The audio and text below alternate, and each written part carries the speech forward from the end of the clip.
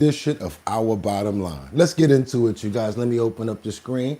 Okay, woo, that boy, one time just went like that and boom, look at that. Ready to go already, y'all. How y'all doing?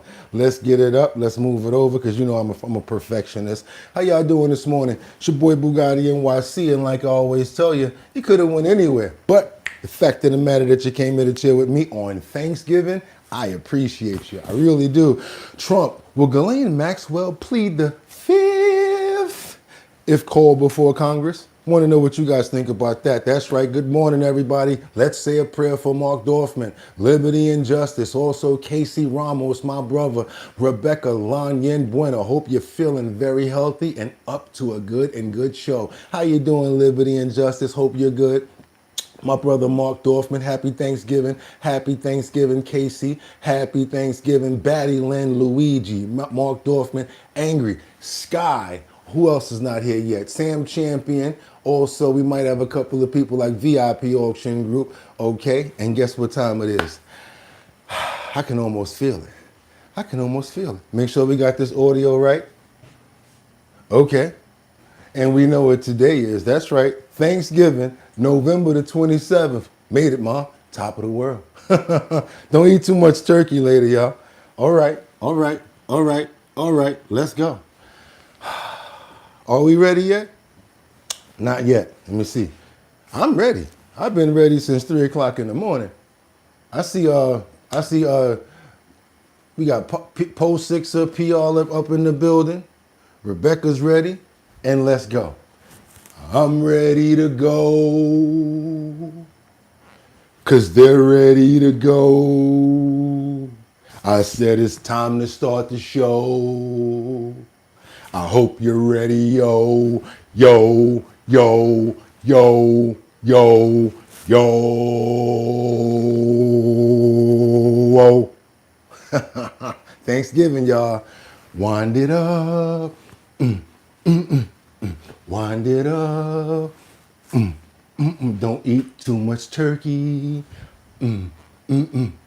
Wind it up. Come on now. It's Thanksgiving. Don't play no games. Hope you guys are ready. I've been ready. Fire, flame. Fire, fire. Come on.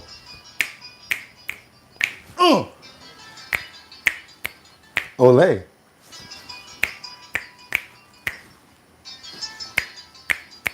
Don't play. Okay, I got to open the jacket for this one. You know what I'm saying? I got to open it up. This is why you want to wear that three-piece. Because, see, when you got the three-piece on, it's continuous. People talking about it's to hold the gut in. What gut? Come on, y'all. We got to open up those pores. We got to open up those pores. Open up those pores. We're gonna try something brand new. Hope everybody's ready. Yo, man. Oh, open the door, man. What's going on, man? My girl just caught me, man. How you let her catch you? I don't know, man. How this happened? With who? The girl next door.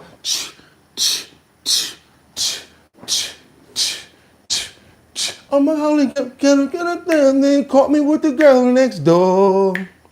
Picture this, we were both buck naked, love on the bathroom floor. How could I forget that I had given her an extra key? All the time she is standing there and couldn't take her eyes off me. Woman, is she out? Now I'm not going to even try to do Shaggy's part. Y'all know me better than that, but I will do. How could I forget that I had given her an extra key? All the time she was standing there and couldn't take her eyes off me. Yeah, I know why I'm open, right? Because I made it another day. We almost at the 500th episode because we just keep on going strong. And if bump that beat. It's Thursday the 27th. That's right, y'all. 2025. I'm your host, Bugatti NYC, and this here's our bottom line, where we be talking about this and that and that and this and this and that and that. Where we be talking about this and that and that And this, and this, and that just got me lit. Shorty gonna call me buck naked, hanging on the bathroom floor. Picture this, we were both buck naked, love on the bathroom floor. How could I forget that I had given her an extra key all the time? She was standing there and couldn't take her eyes off me. That was my joint right there. Even if you didn't know the whole song, you know that part about that extra key. The fellas remember that part. How the hell did I forget that I had given her that extra key? Yo, what's going on, everybody? Hope everybody's having a fantastic Thursday morning. Let's turn it up for Thanksgiving. We made it here. We want to give honor and praise due to the Almighty above. Thank you for giving us another one to make it here. Another time around to be with each other for Thanksgiving, you guys. Who we praying for this morning? We got Luigi in the building. My brother Casey Ramos up in here. We got the Great American 66. Who else we got up in here? Albert Wish. Polo. What's up, Polo? How you doing? Rebecca Lon Yen Bueno. God bless you, sis. I hope you're feeling really good. There you go. Best song right there, right? That was the best song, Post 6. That was the joint right there. What's going on, Luigi? And guess what, y'all? I hope you guys are having a fantastic Thursday morning, enjoying your families. Everybody's chilling, all festive, because I know everybody know the kids been off for a week already in some places. And some of y'all are like, come on, get them back to school, because in a couple of more weeks, they're going to have winter break, and that's going to be for Christmas. So you know what? What we're going to do over here is what we do every single day. It doesn't matter whether it's Christmas, Thanksgiving, New Year's, Halloween. We always show up and show out. Because what? He gave us another day to be here. I don't have nothing else to do 6 o'clock in the morning. So I might as well come over here and hang out with y'all and turn up on our bottom line. So without any further ado, you know what I'm going to say, right? Y'all could have went anywhere, but the fact of the matter that y'all came here to chill with me, I appreciate you. So what we going to do is, I got 5 on it. I'm going to stack 5 videos at a time. I'm going to need you guys to stay on point, stay on topic. Let me know what state, what time you are chiming in also, because I love to get that content and make sure we following up with where you from. We got trending topics. We got current events. We got Jeffrey Epstein. We got some funny stuff coming up. We got dogs. We got recuperations. We got a whole lot of stuff going on. I think you guys are going to want to be here for every single part of the show. So without any further ado, let's get into these titles. Let's go, y'all. It's time to get busy. Trump. Will Ghislaine Maxwell plead the 5th before Congress? That's right, because you know her appeal was already slapped down. She's basically already said, if you guys are not gonna give me any leniency or do anything for me, I don't think I'm gonna be able to help you. And I don't think they should, because she's already been put in a minimum security prison. What do you guys think? We gotta keep on working here. We got more to put up on the board. Chicago mayor makes a stunning admission as crime grips the Windy City. There he is, you guys. It landed right on him. Penguin Porky, I don't know what to call his face. He looks just like, I don't know, the Riddler, because when he talks, it's like the Diddler. I'm talking about none other than Brandon Johnson. Don't understand why he's still in office with less than a 16% approval rating for Chicago. We got to keep on moving forward, you guys, to the titles that's being revoked for the world's strongest woman. Yeah, guess why? Because they found out she was a man, woman, yeah, man and woman. This one was a woman. And I don't care what kind of stick you try to put up under that wrist, it's still a woman, no matter what you call it. And we call it what we want over here. We don't play around. So we're gonna keep on moving forward. I got more content to give you guys. I want to get right into it. We got Celeste Rivas. We got more stuff on Tyler Robinson. We're gonna get busy today, you guys. Let's go. Let's do what we gotta do. Hope you guys are good. You got your drinks together. Everybody's ready. Hope you're ready for a fantastic Thursday edition of Our Bottom Line. Let's get into it, you guys. Let's go. Let's turn up, and I'm not starting off with the president this morning. We will be starting off with the 2 National Guardsmen that were pow-powed near the White House. Suspect is in custody, officials say. Investigators are really just getting to the scene here. Well, Lindsay, this is a horrific development, and we don't know the motive, but we do know that from a law enforcement perspective, the holidays are always... When investigators are really just getting to the scene here.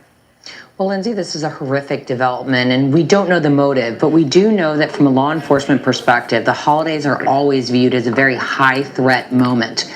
We also know that violent crime has been down over 25% in Washington, D.C. year over year. At the same time, violence against law enforcement has been on the rise. So in this moment, investigators from a range of federal, state, and local agencies, including Secret Service, Metropolitan Police, likely the FBI, are going to be, in the first instance, trying to apprehend any suspects, that are still at large, and try to ascertain what the motive was here. We are still waiting to hear, for example, Good morning, if everybody. authorities believe that there's no Thanksgiving. ongoing threat to the public. We just don't have that information Gobble, yet, gobble. Lindsay. Gobble, gobble. And Sam, can you talk to us about what normal deployment for National Guard would be in this area versus... No, we can't. We got to keep on moving forward. We got too many clips. We got to get into the president right now because he got some gaggle for us. I'm sorry, from Air Force One. Let's go. It's basically talking about does he still have faith that Lindsay Halligan will be able to continue working for them due to the fact that they lost both of those cases. They were both dismissed. James Comey's case, as well as Sherman's having relations, her case was actually dismissed as well. But with prejudice, which means they can bring it back. Happy Thanksgiving, everybody. Let's go. Let's keep it moving. Are you planning to replace Cash Patel as No, FBI he's director? doing a good job. This week we Cash saw, Patel? No, Yeah. he's doing a great job, I think. This week we saw those cases against James Comey and Letitia James tossed out. Do you still have faith in Lindsay Halligan? Oh, she's great. I think she's great. They got out on a technicality, and you'll see what happens from here on. But if you look at the actual charges, I think anybody that looks at it very fairly would say, boy, are they guilty. So let's see what happens over the next week. You know, the court didn't say you couldn't bring the case, re-bring the case, or appeal the case. So they have a lot of options. They're going to call the shot. I'm not calling the shot. They're already appealing the case, just so you guys know. I know you know, but I forgot to do something. We forgot to pray for the two officers or service members that were pow-powed, and we hope that they have a speedy recovery.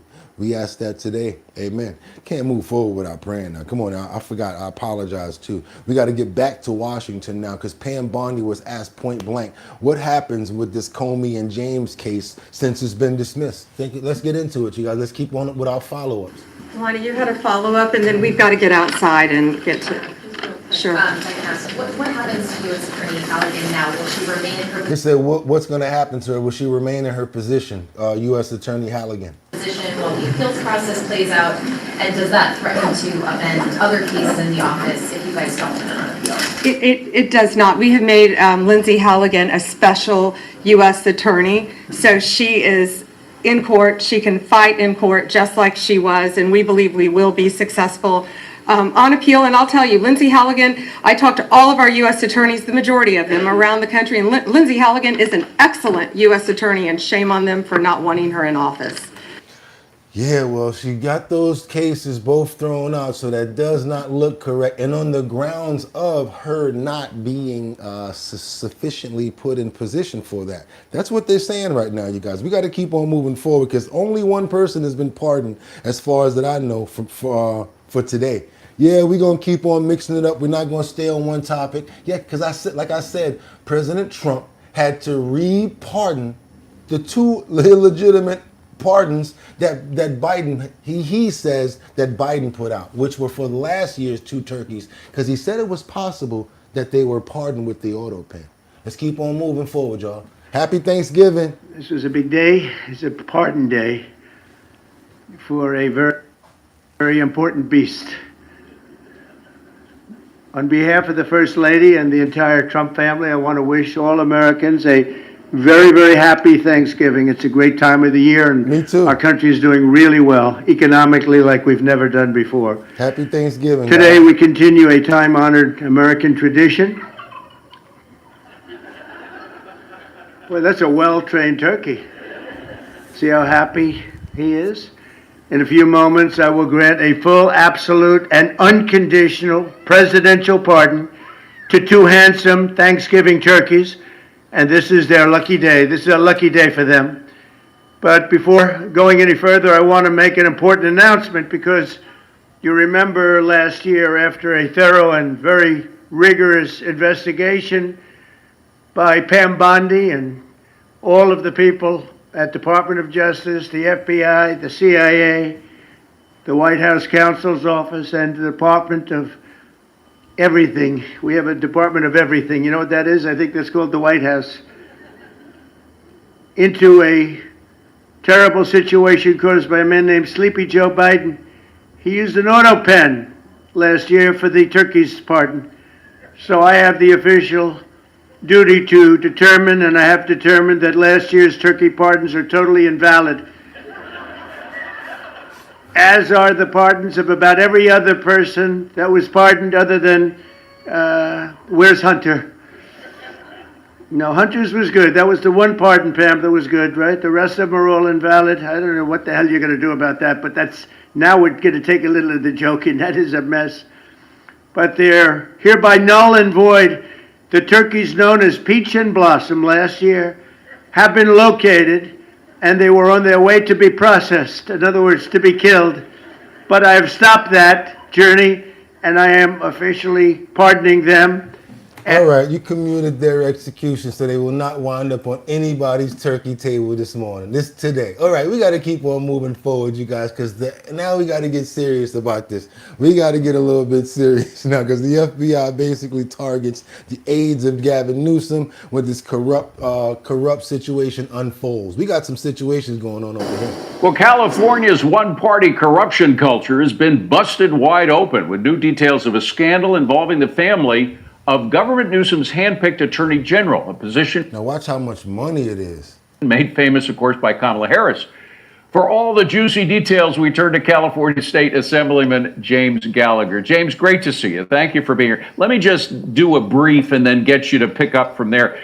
AG Rob Bonta, that's the guy's name. He was a state assemblyman like yourself who was picked in 2021 to be the AG, to replace somebody that went to Biden's White House.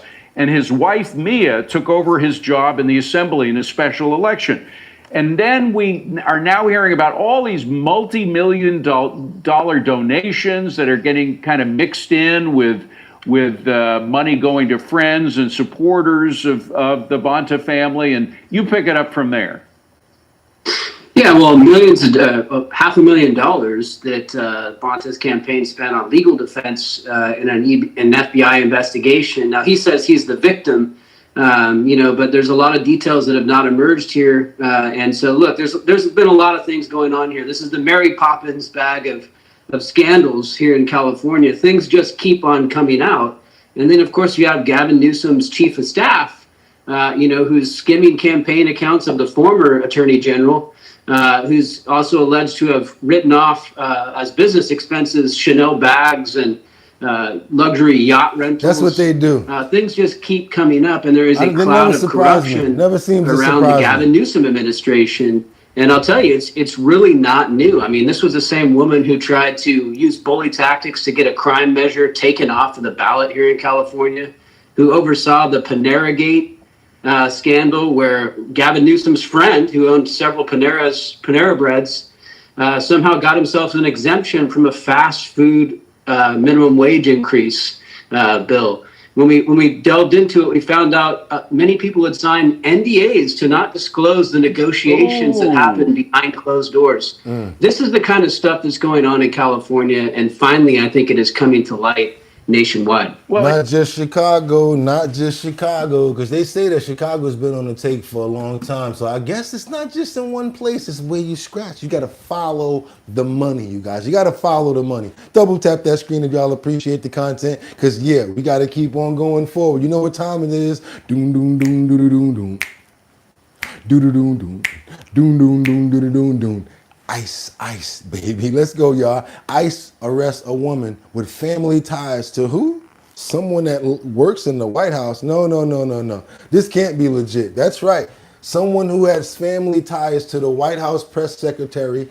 That's right, Carolyn Levitt. I think they said that this is the sister of her nephew, the wife. I don't know, something like that. Let's get into it and see who this person is. A source confirming that to News 9 tonight. Now, Levitt, of course, grew up here in New Hampshire. Much of her family still lives here. White House Press Secretary Caroline Levitt's nephew has been taken into Immigration and Customs Enforcement custody. A source confirming that to News 9 tonight. Now, Levitt, of course, grew up here in New Hampshire. Much of her family still lives here.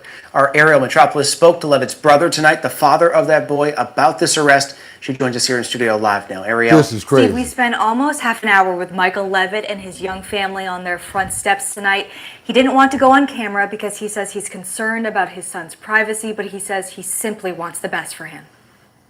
The brother of White House Press Secretary Caroline Levitt says he's most concerned about his son's safety and well-being after he confirms his son's mother is in ICE custody. Photos published on a GoFundMe site show Michael Levitt's former partner Bruno Ferreira, a source confirming she was taken into ICE custody in Revere, Massachusetts. DHS saying she's being held at an ICE facility in Louisiana. Michael Levitt spoke to WMUR off camera on his front porch tonight, telling us that his son has lived with him since he was born, but Ferreira has maintained a relationship with the boy. According to DHS, Ferreira overstayed her visa by 26 years and has a previous arrest for battery. But Ferreira's attorney, Todd Pomerleau, insists that she came here legally from Brazil under DACA and is in the process of getting her green card. Bruna has no criminal record whatsoever. I don't know where that is coming from. Show us the proof. There's no charges out there. She's not a criminal illegal alien. We're hearing that said about basically anyone who's not a U.S. citizen. Pomerleau says Ferreira is a good mother, agreeing with that same sentiment from Michael Levitt that this boy shouldn't be caught in the middle. And his mom is locked up sitting in Louisiana where she should have never been in the first place. Now, Ferreira's attorney also says that they're going to continue to fight to get her out of custody. We were also in touch with Press Secretary Levitt tonight. She declined to comment. Live in the studio, Eric. Whoa. What's up with the family ties, Carolyn? I mean, you can't pull no strings for the fam? What's going on, y'all? Y'all got to talk to me about this in the comments. We got 700 people in the building. Show some support for Bugatti. Yes, that'll be appreciated, you guys. Do me a favor. Let's get those likes up. I'd really appreciate it. Let's get those likes up, because what that does is it gets more people over here to see our show, and it gets more people informed on the news and stuff we got going on. Plus our crazy antics and the things that we do as well. We got the #1 chat over here in YouTube history, regardless, no matter what. And I'm just a support system here. My job is to do my best to entertain and play clips. Let's keep on moving forward, you guys. Now, we got to get on over to the hoax. This is lies, says DHS. Officials officially move to monitor ICE operations now. I don't know if this is actually a bad situation, but guess what? That's what they're about to do. Check it out. An ICE tracking system. Congressman Robert Garcia and Los Angeles Mayor Karen Bass announcing the, quote, Immigration Enforcement Dashboard. Listen to this. We already have over 250 documented instances that are now live on this dashboard. And we're working with numerous organizations to also ensure that we are getting the right information on the site. Importantly is that the public can also now submit possible actions of misconduct on this site, and then they're reviewed by our committee, then to be posted for the public. Okay, so the site basically takes complaints and it processes them, and I guess that's what they got going on over there. We got to keep on moving forward. A lot in the clip, you guys. We got a lot more. You want some more of this? Let's bring in DHS Assistant Secretary Tricia McLaughlin. And Tricia, you know, we've already heard about opponents of ICE and their operations, tracking movements on these apps that have proliferated across social media. Now we have the official imprimatur of the House Oversight Committee on the Democratic side saying, this is a government operation. We want you to report on what you think is improper behavior on the part of ICE and other federal agents. What do you make of this? Exactly, John. This looks like a one-stop shop for hoaxes, for smears, for lies against our law enforcement. This is a U.S. congressman. His job is to advance the interests of the American people, and he's doing anything but that. He continues to vilify our law enforcement. He's really putting politics ahead of public safety. If he cared about public safety, he would be tracking these rampant vehicle rammings against our law enforcement by I would say that it should be worked both ways. Honestly, you guys, I think that if they're going to do that, it should work both ways. Let's say if they put up content, they should also see the intensity that the people are actually coming at those ICE agents with. For instance, they're throwing M80s at them. They're shooting skyrockets at them. What about that person that's aiming the flare sort of a skyrocket at that ICE agent? What about that? Can we get all that on video and report that as well? I'm not hating on the people that's actually, trying to monitor and make sure that they're not being too forceful. I get that part, but shouldn't it go both ways? Think about it, you guys. Let's keep on moving forward now. Let's get on over to Chicago, where the mayor makes a stunning admission as crime grips the Windy City. It gets a little intense at this point. I understand everybody has their values and everything that they want to speak on. So let me get to the comments a little bit. Let's see what we got over here. American Day Thanksgiving, aka Blackout. There you go. No race comments. Now we don't play with that. Amber, no race. Oh, all right, I guess Amber got up out of here. Wish you the same, Liberty. I live around the corner from YouTube headquarters, San Francisco, California. I live not too far from Google headquarters, just in case you guys want to know, downtown in Chelsea. Okay. President Trump calling out Illinois Democrats for refusing federal help to crack down on crime as a career criminal faces charges in Chicago for setting a woman on fire aboard a train. They burned this beautiful woman riding in a train. A man was arrested 72 times. 72 times, think of that. And they'll let him out again. The liberal judges will let him out again. Governor Pritzker, if you're listening, let's get your act together. Invite us in. We're going to make your place so safe. You're not going to have these crimes that are making the newspapers and the front page of every newspaper and television story.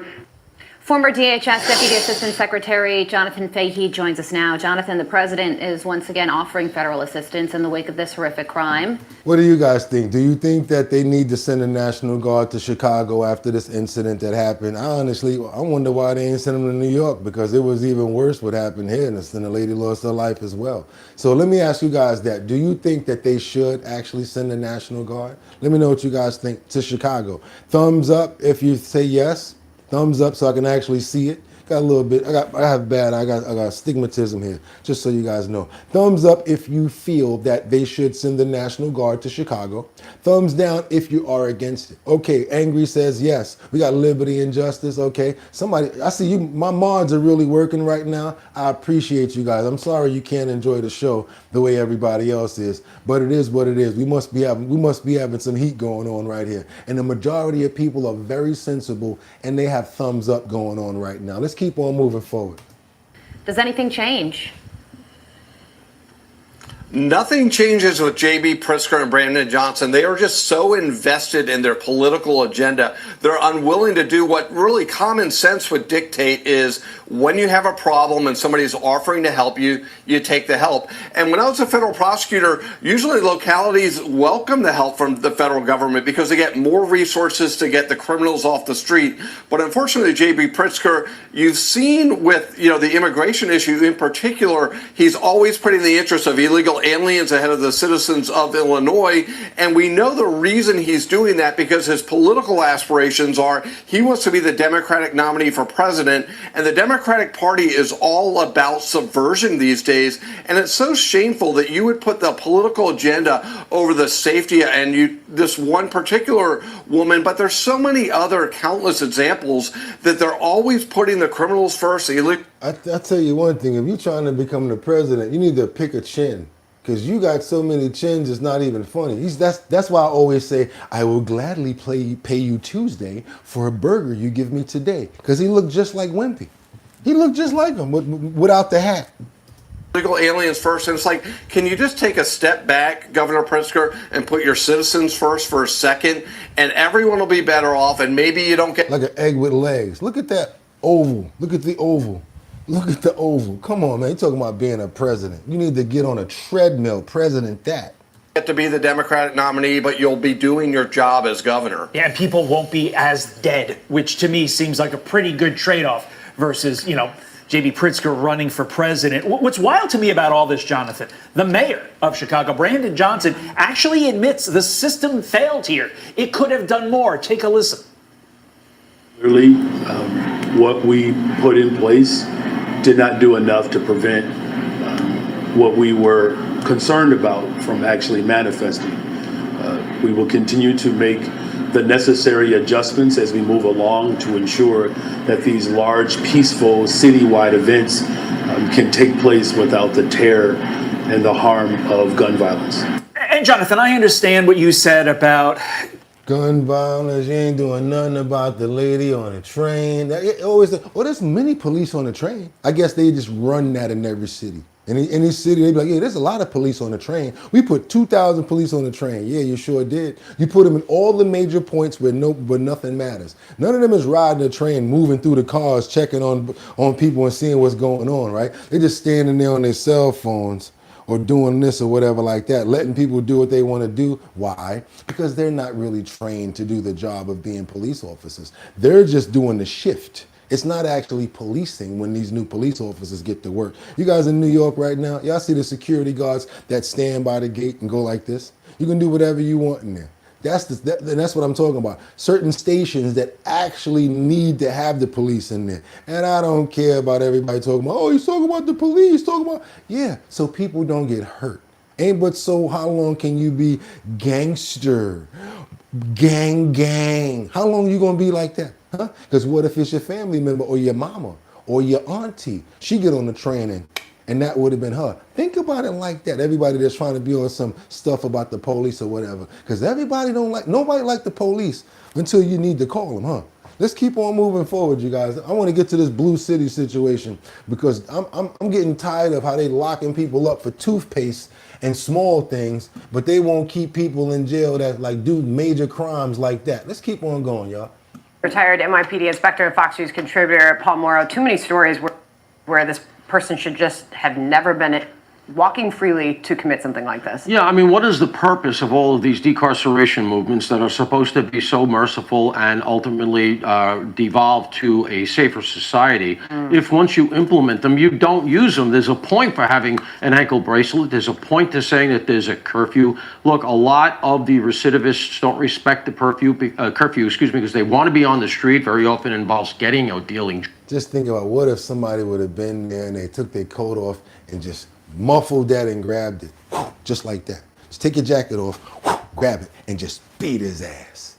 You know what I'm saying? Just muffle the fire, throw it on the ground, and whoop his ass. You know, I'm just thinking like, you know, I know I be thinking superhero-ish sometimes, but man, I wish sometimes there was a superhero sometime that's when y'all be like, wait a minute, there is a Batman. And I know it's the wrong time to talk like that, but man, sometimes vigilante ain't yeah. Drugs. This is looked at the other way. New York City, for instance, has their own reform act. It's called... We have the Nothing Act. That's what we have. Less is more relative to parole. You know what happens if you're out on parole and you don't go to your parole meetings? Nothing. All right? And that's the point. If you're going to put these things in place and sell to us the idea that in the long run they're going to make society safer, well, at least use them. This guy was arrested. Let's be clear now. Fox is carrying 72, right? But only 15 convictions. Where are the other 58 arrests? What does that mean? That means that chances are the Cook County DA looked at it under Kim Fox. The new DA seems to be doing a better job. Kim Fox looked at it and said decline prosecution. Okay, that's who we should be talking to is the prosecutor's office, because the cops grabbed him 72 times. Why is it that he's still walking around? So the laws of the judges, you mentioned the prosecutor. Mike Tobin referred to this. Put it on screen here. No, we're going to get on over to Tyler Robinson's attorneys that's trying to put in some motions right now because we got to keep moving to other stories. Just wanted you guys to see where we're going with it. Let's keep on moving forward, you guys. Let's go. Now, attorneys for accused Charlie Kirk assassin Tyler Robinson will soon ask a judge to modify a gag order in the case that could potentially keep any witnesses from talking, including political leaders, many of whom have already made statements. One of those leaders includes Utah Governor Spencer Cox. In a news conference following Robinson's arrest, and you can see it right here, Governor Cox said in part there was one person responsible for what happened here, and that person is now in custody and will be charged soon and will be held accountable. It's just one of the comments. One of the comments Robinson's defense teams call a prejudicial. Our station KUTV in Salt Lake City asked the governor. They're trying to do the same thing with Luigi Mangione when it comes down to New York, saying that the statements that the people were making about them already have them looked at as they're guilty. About that claim. Do you believe prejudicial public statements by government officials in any way jeopardize the state's ability to allow for a fair and impartial trial by comparison to other cases, other persons accused of serious crimes? And what precisely is the apparent need to offer up comments of guilt in this particular case pre-trial? I don't have any concerns. No. Yeah. One of Robinson's defense attorneys says they will file this motion before Robinson's January hearing.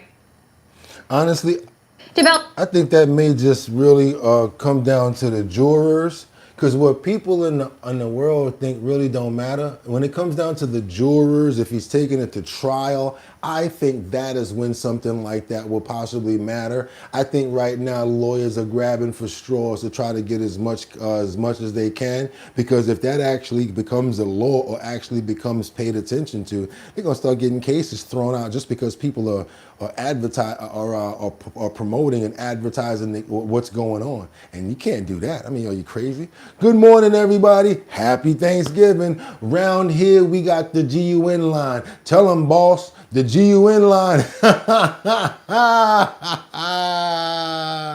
Y'all not playing. Do your boy a favor, double tap that screen to get those likes so we can do much more than that. I know we can, you guys. Let's get more people over here for more of the show. I got much more in the clip. Yes, we got Epstein coming up. Y'all just saw we had some exclusive on Tyler Robinson information. Now we got this surge that's about to happen. I want you guys to see this about the new law that just came into effect. Check this out. New tonight, CMPD has released body camera video that shows an interaction with the man who would months later be accused of killing a woman on the light rail. I think I spoke with you before about this. You think you got somebody inside controlling you, right? And so he's talking to a police officer outside of the hospital, and he's telling the police officer that. And this is the second time he already said it. They think he got somebody inside of his body that's controlling him. Check this out, where this leads to.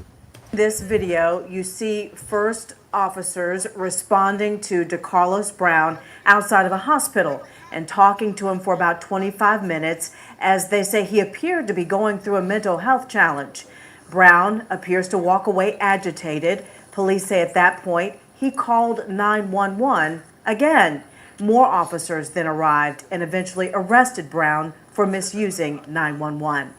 Brown faced a magistrate in court and was allowed to be released from jail by promising to appear at his next court appearance. Here we go. Well, 7 months after that, he was then accused of killing this woman, Irina Zarutska, on Charlotte's light rail. State leaders then passed a law that will now no longer allow suspects to be able to get out of jail without bond. That law takes into effect on Monday, but as Channel 9's Joe Bruno learned today, local leaders are concerned. Joe, they think this could lead to some different problems. True. Well, Mecklenburg County officials are preparing for more people to be held inside the jail for longer periods of time. They are worried, though, that this is an unfunded mandate. State lawmakers passed sweeping criminal justice changes after Irina Zarutska was stabbed to death on the light rail in August. It's scary for me to read sometimes. I'm like, how did they get out? And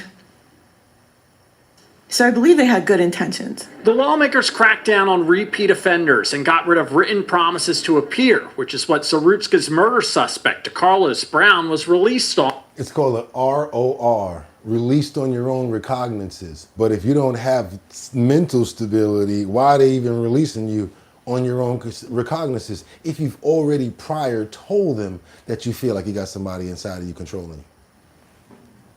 On months before the murder.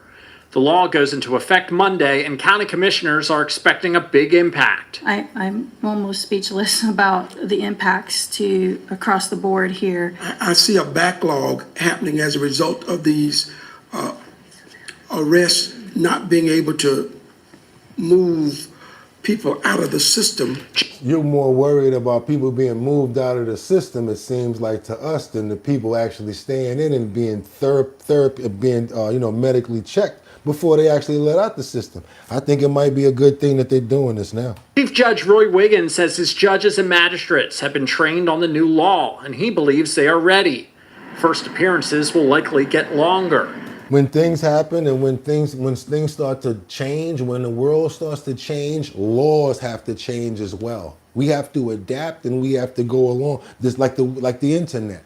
We never had laws for the internet, but now we have laws for the internet, right? We have to adapt. We got some creepy, cringy stuff going on over here in Pennsylvania, where the wife of this Pennsylvania fire chief was been accused of inappropriate conduct with a junior firefighter. When I tell you junior firefighter, I don't mean like he's on the force or anything like that. I'm talking about he's about 17 years old and thinking about being a firefighter. Tonight, some explosive allegations are rocking a local volunteer fire department. A former chief and his wife are at the center of a criminal investigation involving wood chippers go both ways. A junior firefighter. Police arrested Stephanie Turner today. Her husband, former Fair Oaks Fire Chief Nate Turner, has not been taken into custody. Shelley Bortz has more on the disturbing messages investigators say they uncovered.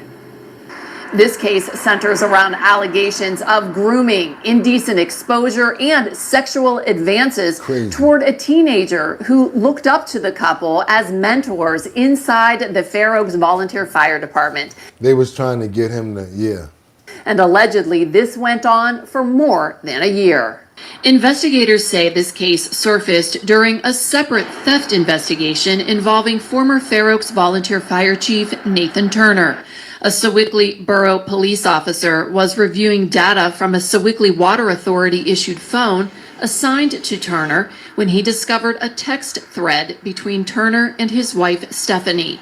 The Water Authority confirms Turner was let go in August because of that theft case, but couldn't comment further. According to the criminal complaint, the messages contained conversations between the couple that involved a teenage junior firefighter who was 14 years old at the time. Turner allegedly urged his wife to show off for the teen, to which she replied, asking if he was trying to get her arrested. Those messages dated back to 2023, and investigators say they escalated into graphic conversations. The teen told police Stephanie Turner told him to hurry up and turn 18 so she could have sex with him. So now this is why stories like this need to get out, so that parents you can actually show if you have a problem talking to your children about stuff, you can actually show them stuff like this. Look, it's going to get serious right here. Want you guys to see what people do nowadays, because just like the laws changing to adapt to the cringiness that people are doing, we have to start to have conversations with our children about stuff like this so that they understand what to look for, especially if they're smart enough to go to school. And it seems like 14 is the new thing for these crazy people. Y'all do me a favor, get the likes up. It does bring more people over here. When more people come over here, it gets more education about what the hell is going on. I'm sorry to say that, but it's a fire station right here, and kids would look up to them so much like, oh, that's a fireman. Like, oh my God, this is crazy. Come on, let's go. The teen also revealed a time he was at the couple's house in Leet Township when she exposed herself to him. The teen told police the Turners were like parents to him until they crossed the line and made him feel uncomfortable. In a statement on the fire department's Facebook page, officials say in part, Mr. Turner and his wife are no longer associated with the department and no longer participate in any capacity with the department. Mr. Turner resigned as chief in August 2025 and has not participated in any capacity in the department since his resignation. The department further acknowledges that the allegations against Mr. and Mrs. Turner are concerning and serious in nature. They do not reflect the values and standards of the department, the fire service, and the community. Stephanie Turner was taken into custody at her home here in Leet Township this morning. She's currently in the Allegheny County Jail awaiting her preliminary hearing. Reporting in Leet Township, Shelley. Nah, we need to investigate them more. We need to talk to more kids. We need to get all in their business now, because they was dealing with a lot of kids. You know what they say? Come on, by the time you've probably caught somebody, Lord knows what they've already done. Real talk. You know, and it's sad to say that, but you don't know what they probably already got away with because they probably already comfortable with that. And how are you going to tell your wife to blah, blah, blah with a... Y'all do me a favor, please. Stories like that, yes, it's the stories like that. I'm not trying to tell you what to do, but I would definitely be like, look, my 15, 16-year-old, it's going to get kind of crazy. But if I can't say it, I'm going to sit there and watch it with you. Then they can ask questions and we can have a conversation about it. And with the fireman dad? Yep, the fireman. You got to watch out for everybody, son. Story like that. We're going to keep on moving forward because now big changes are coming for SNAP. That's right, you guys. I'm talking about SNAP. Y'all thought that y'all was going to be able to be on SNAP forever? Like, we go, it's never going to stop. We're going to keep on getting SNAP benefits. Watch this. Ooh, we got some major disappointments coming up. Boogottinyc. Ooh, Lord. Tawana. I know y'all, these are people that I personally, I know Boogottinyc gonna be mad when she hear about this. She gonna be real mad when she hear she gotta go to work for 80 hours for them food stamps.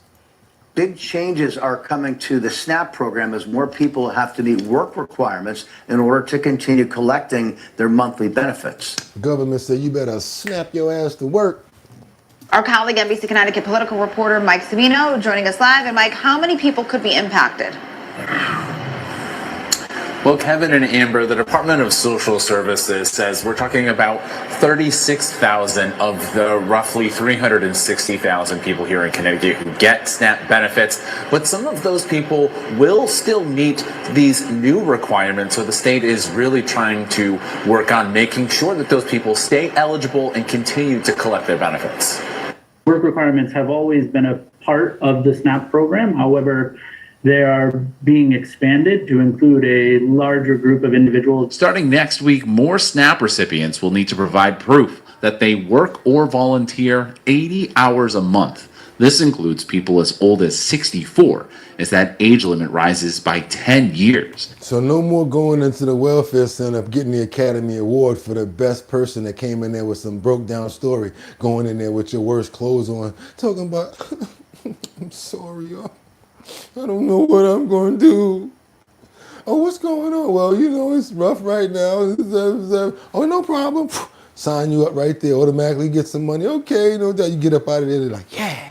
Now it's like, oh, you having a problem? Oh, yeah, it's bad for me right now. Well, guess what? We're going to give it to you, but you're going to have to go to work for it. Be like this. So it's like a job interview now, huh? I don't know about that. I must think twice about it now. And people with children 14 and older, changes under the One Big Beautiful Bill also remove work exemptions for veterans and the homeless. We're concerned about the economic impact of all of these dollars for grocery stores and farmers markets and the like coming out of our communities.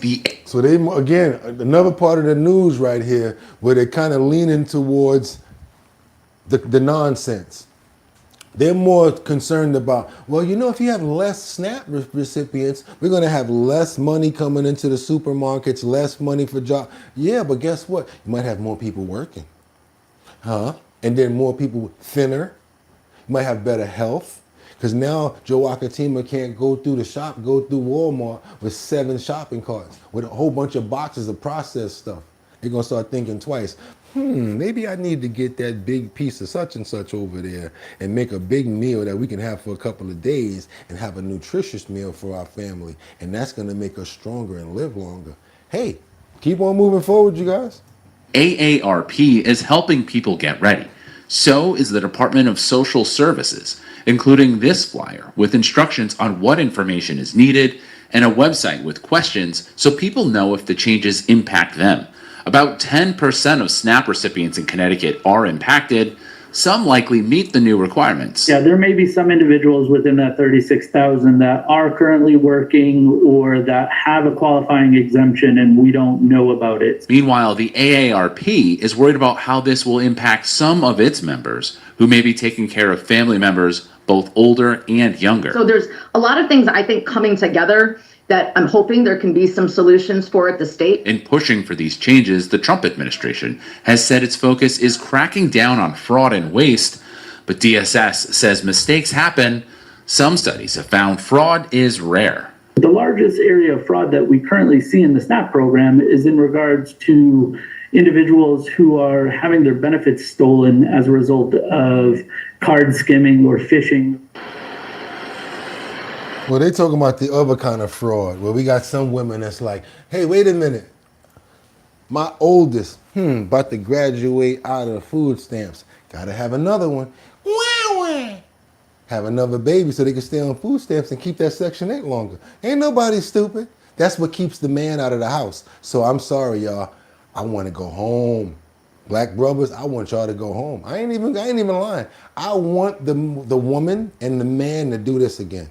I want the black family and the white family and the Mexican family and the Indian family and all the families to come back together again, because then we'll be stronger, and then we can control our kids and control our own foundations much better. All of this trying to be single, I'm a single ladies, all that INDEPE, see how far it got us? Because deep down inside, y'all know y'all want love.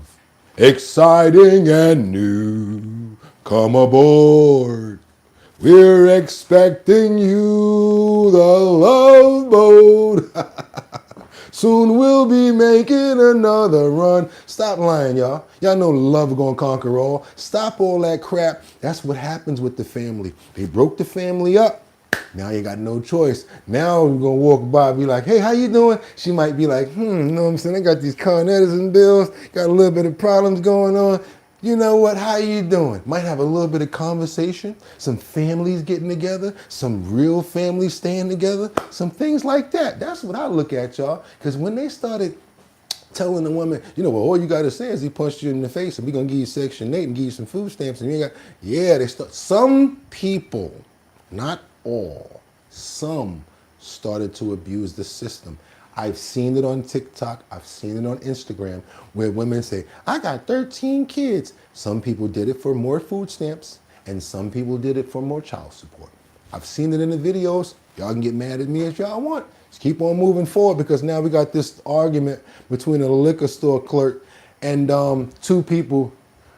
Oh yeah, I don't even want to show this right here, but yeah, we got to keep on showing what's going on all over, and there's no way that we can hold it back. So let's keep on going back. Let's keep on moving, you guys. Let's go. And we have been following this all morning long. 2 people are in the hospital after a shootout at a liquor store overnight. Shots were fired between a shopper and a store clerk. This was at the MBC liquor store on Atlantic Boulevard, right near Arlington Road. All right, good morning, everyone. Police believe that shootout started as an argument over the price of an item in the store. News 6 reporter Brianna Brownlee is live outside the liquor store. And brief shots were also fired at a member of the Jacksonville Sheriff's Office, who, by the way, was not hurt.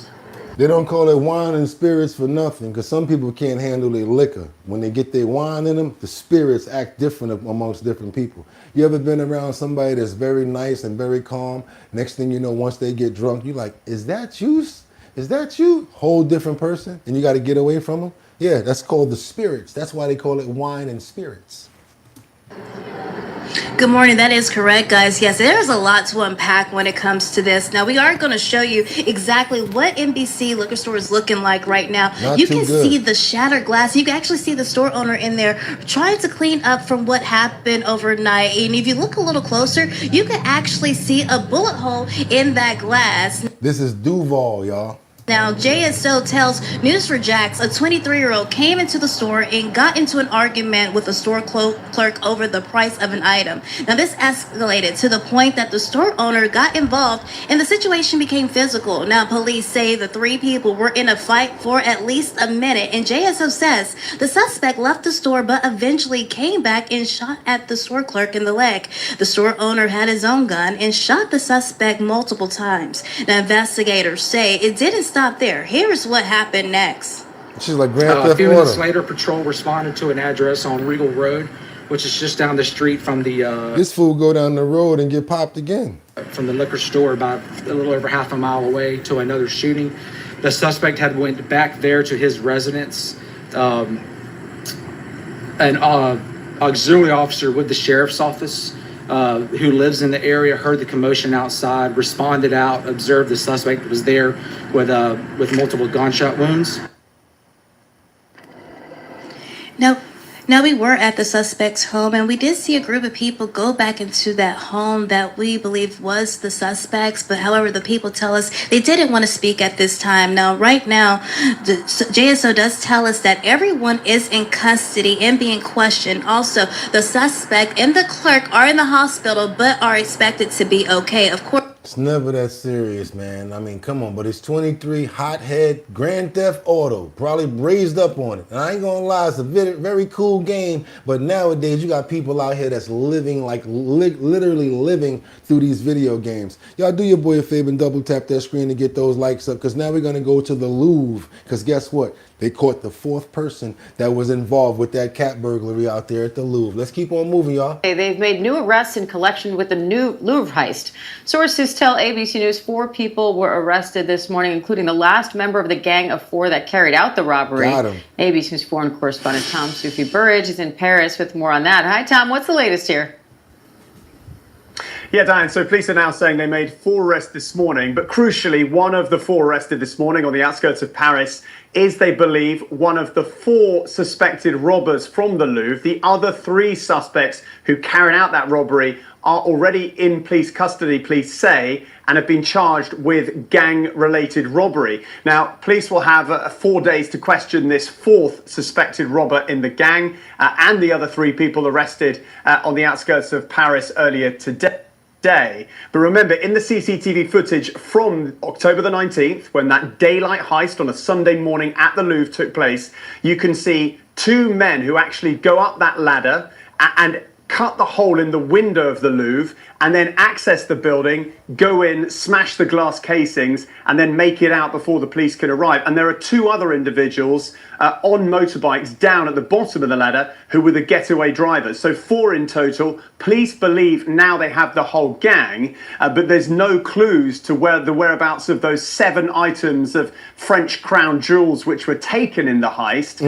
But clearly, police are moving in the right direction, because it's nearly a month since the last arrest. The first arrest in this investigation were exactly a month ago on October the 25th. And then a few days later, they made more arrests. So there was a period of nearly a month where no arrests were made. So police now have, they believe, the 4th of the 4 suspected robbers in custody.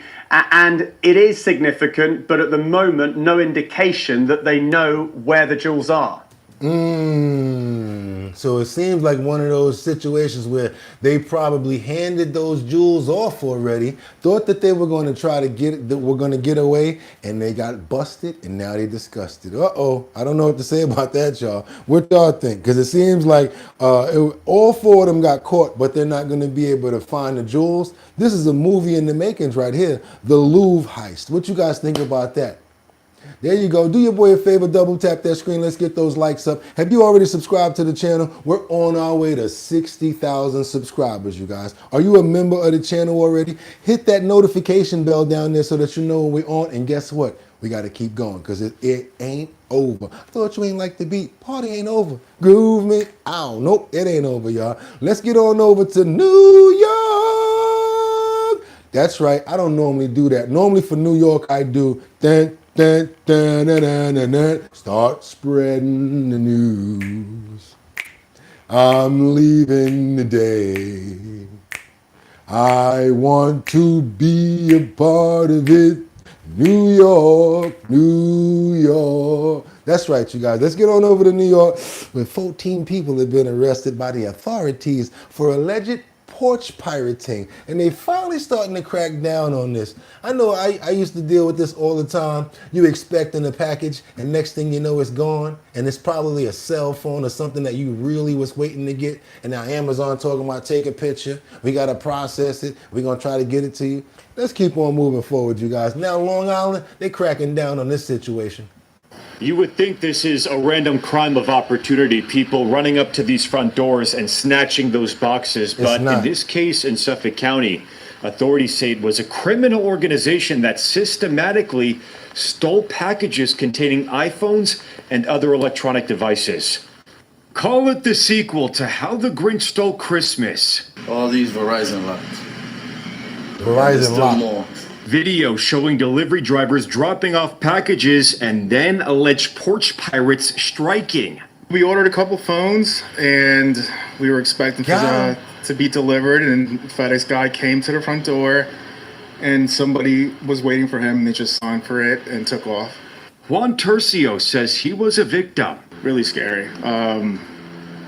We had no Lorna idea. Doone said they it's can't pretty stand scary. that for real. 14 people now facing 50 felony charges stemming from Jeff a said, "I two-year got too many damn investigation long into driveways." deaths between October 2023 to February 2025, stretching from North Babylon to Montauk.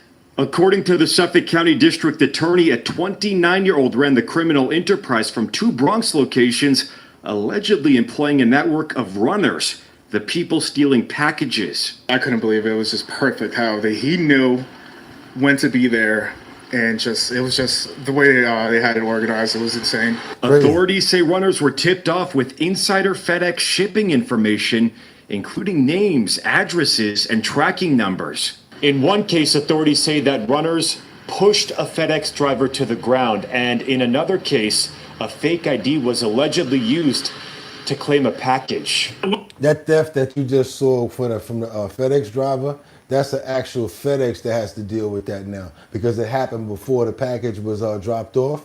But that shows that it's actual true theft going on. And I know a lot of people dealt with this before. I got people in the comments that's like, yeah, inside job. Look, make thieves angry. I have my phone delivered to my job. Holy shit, that's a whole ass job. You're supposed to be there to sign for it. I work for the postal says, and we need to see. We've been seeing this for years. Stay on topic, y'all. All is welcome. Let's have some laughs at the same time. I want you guys to get some fat on your brain, because somebody's very smart in here. If you know you're gonna be at work, if your boss don't get mad, have your packages delivered to your job. Straight up and down. Don't even use your home address. Use your home address for the credit card, but for the delivery, have it go to your job. Straight up and down, because that's where you're going to be at in the daytime. Once they target a neighborhood, it could be an affluent, opulent neighborhood with close residences, so they can go through the neighborhood very, very quickly. It becomes a prime target. Retail expert Paul Auster says people can take steps to help prevent porch pirating. And it starts with delivery instructions. All of the major online retailers now give you the option. Leave it behind the chair. Leave it in the seat box. Leave it behind a cushion. Get rings, get cameras around your house, and just be alert, especially around this time. A spokesperson for FedEx tells me the company will continue to work with law enforcement to pursue bad actors who misuse customer information, and also that the company is adapting practices to protect drivers as well as those packages. Anybody that's experiencing that right now, only thing I could tell you is to leave some real funky packages on your porch.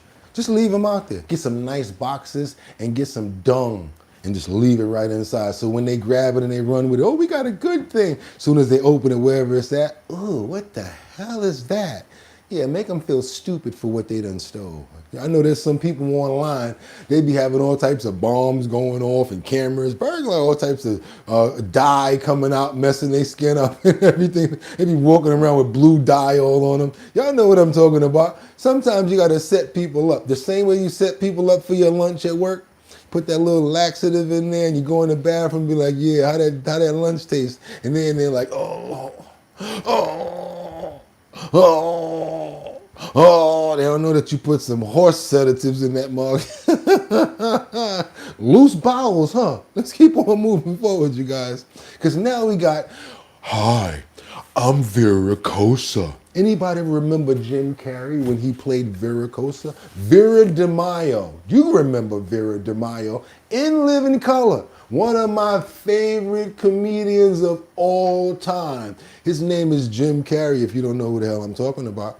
And the person that he used to play is called Vericosa. He used to be real big and buff with the bikini on doing all of this. Y'all know what I'm talking about. Well, guess what? We got another Vericosa situation here in real life now. Title revoked from the world's strongest woman competition as they discovered she's really biologically a man.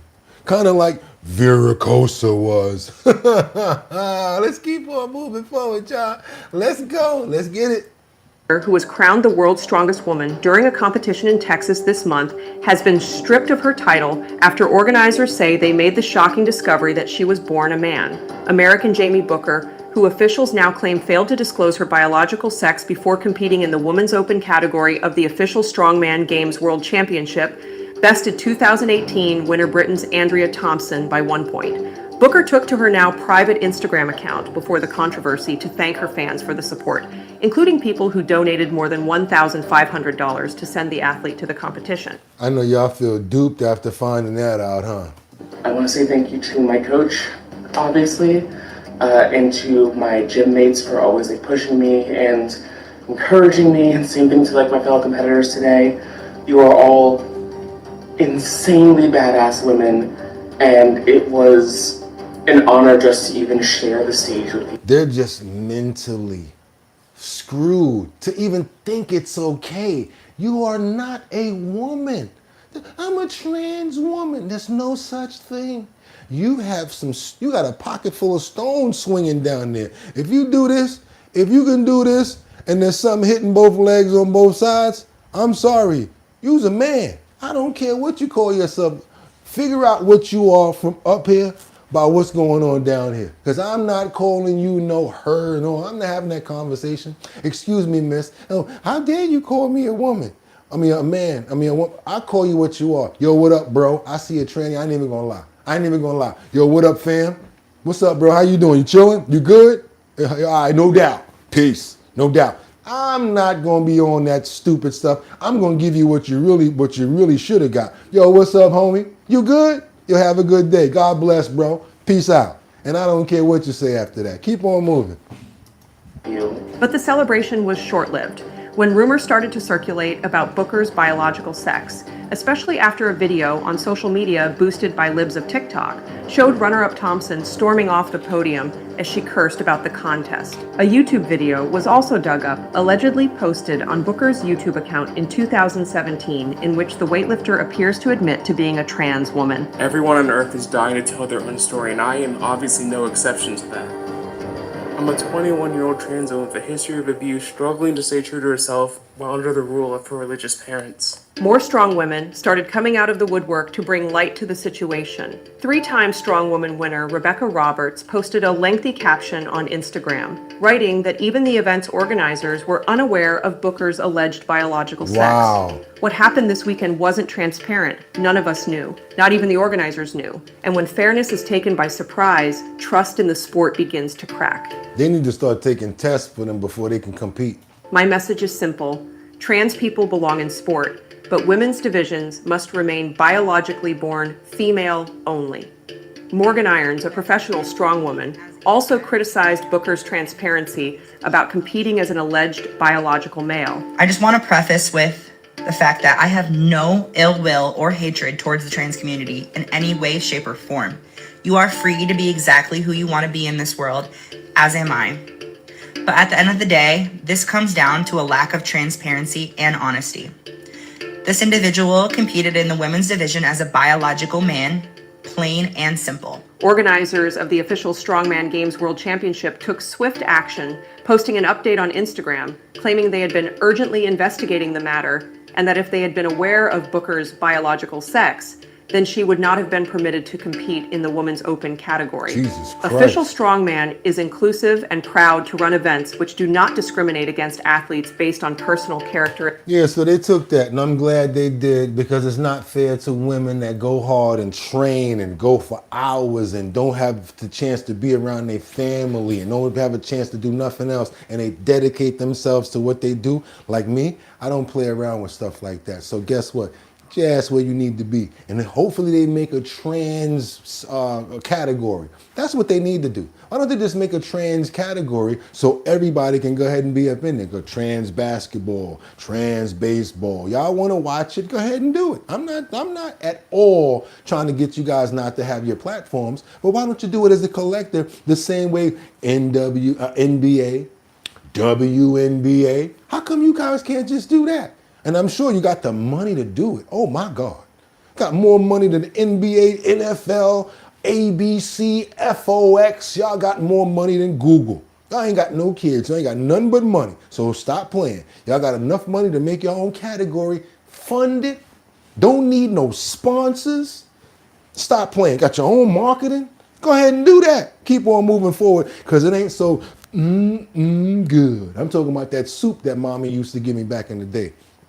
You know that Campbell's soup? It was salty as hell, but we thought it was the shiznit. That was that canned soup that came in the can with the red top and the white bottom. Got the circle and it say Campbell's soup. And then you could read a lot of them and they got different stuff. I used to even like the one with, what was that? The beef or whatever like that.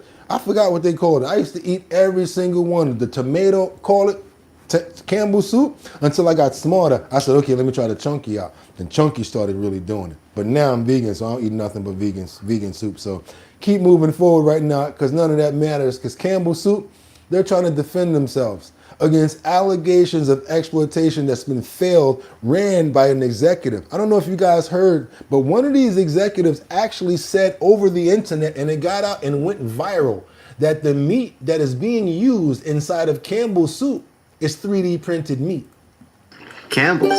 Good. This morning, Campbell's Soup is denying claims about its products, allegedly made by an executive in a recorded conversation. The person in the recording is also heard belittling Campbell's customers during an expletive-filled rant. We have that's for poor people. Who buys our I don't buy Campbell's products barely anymore. It's unhealthy. Now that I know what